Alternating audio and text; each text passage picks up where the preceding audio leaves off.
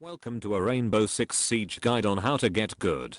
The first and perhaps only rule that you need to live by is to embrace the bullshit. Rainbow Six is by its nature an extremely slow fucking game. It rewards patience, teamwork, and communication. However, sometimes all of these divine qualities can be replaced by copious amounts of pure bullshit. When attacking a bomb site, just try running up to a random window and blasting your way straight inside. A bomb will probably be in the room unguarded. Then proceed to plant the diffuser and let your teammates start pulling their fucking weight by putting themselves in the firing line. If you're really lucky, you'll have a player on your own team with a massive fuck off shield. They'll then be able to completely box out the other team, preventing them from getting anywhere near you.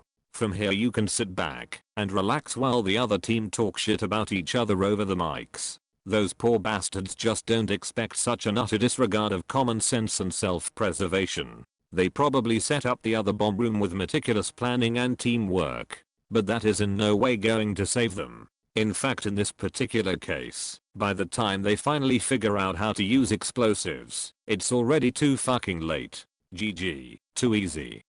When defending a hostage that's being escorted by the other team, you can always count on being able to fire wildly at their general direction without ever killing the tough piece of shit. I swear these hostages all have a large collection of 4-leaf clovers and rabbit's feet. They've probably won the lottery 12 times in the last decade and have been struck by lightning and walked away without a scratch that very morning before being kidnapped. Even if a few stray bullets do happen to hit them, they seem to just need someone to tell them that their bullet wounds aren't really that bad. These motherfuckers could have limbs missing, and they'd still feel fine, as long as you're there to make them feel better. It's almost just easier to pretend they're not even there and let the other team worry about keeping them alive. It doesn't even matter what weapon you use to defend these idiots. Even just spraying wildly with a shotgun can make the hostages shrug off dozens of pellets. It's all in a day's work for a professional hostage, but fucking hell, they deserve a pay rise. Of all the guns in the game, the Super 90 shotgun is perhaps the most ridiculous. This motherfucker can spray death from further away than Ubisoft tried to distance itself from the first Watch Dogs game. Just spam this piece of shit into a group of players and you're sure to come out on top. Even if they are on your team, they'll never be as useful as this weapon. And once you single-handedly win the round for them, it will be impossible for them to talk shit about you. And if you ever manage to sneak up behind anyone with this thing, you can be sure to put them into one of those shitty static drone screens for the remainder of the round. The sheer power of this gun cannot be understated. It is able to bring entire teams to their knees in a matter of seconds, and in many cases it triggers the distinctive mating call of the wild pleb. Holy shit! Get fucked! There is a common saying that a person should look before they leap. However, in Rainbow Six this is not the case. If your bullshit levels are high enough, when faced with multiple tactical options, sometimes the best one is to try the stupidest thing you can possibly think of and think about your glorious victory afterward. Of course, it wouldn't be a true video on how to get good without a trick shot. Wow. Unbelievable. As a general rule, if you randomly shoot through a wall blindly in this game, there is a 50% chance to kill someone. Enjoy the hacker accusations. If you're trying to extract a hostage and your time is running low, it is often the best strategy to just run in and hope for the best. In this case in particular, the last person alive on the other team would be receiving a primetime style roast for letting this shit go unpunished. May the bullshit gods be praised. I used to be a Rainbow Six operator like you, but then I took a breaching round to the knee. They say that the definition of insanity is to do the same thing over and over, and to expect different results. However, this team just can't help themselves from falling into this trap. These curious bastards just always felt the need to funnel down the same walkway without ever telling anyone where they died. They eventually had enough and just used a Super 90 shotgun to finish the job. So close. In Rainbow Six there is always a way to catch the other team by surprise. When playing a sledge, this is especially true.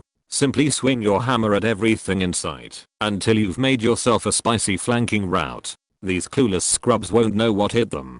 Rinse and repeat for the easy wins.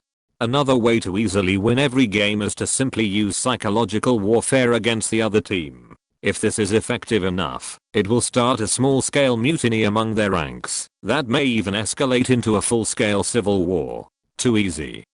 Of course, an alternative way to win is to tell the great and mighty Lord Tachanka that the hostage thinks he's not a good operator in a competitive environment. The all-powerful Tachanka wins the round single-handedly once again. I've personally always found the post-game winning screen to be hilarious. I mean, look at this final kill. This shit is perhaps the sloppiest thing a person can ever watch. The accuracy is below 0.1%. However, at the end of the match, the game deems this as a flawless win. As if this is up to the standards of the best special forces in the world. Fucking excellent. Of all the ways to win in this game, I've left the most bullshit one for last. Always remember that, if the other team kill the hostage, then you instantly win the round. Use this to your advantage by using these pathetic motherfuckers as a meat shield. 90% of the time you'll either kill your attackers, or they'll gun the hostage down like the filthy degenerate they are. The moral and ethical questions stemming from this strategy are surely thought-provoking and limitless. However, if you only care about winning a round, and don't care about being called a filthy pleb, then use this to win as many rounds as you desire. No matter the odds, or the skill of the other team, you can always embrace this bullshit to get yourself an easy win. However, you should first prepare to experience salt levels higher than that of the Dead Sea. This shit is just dirty.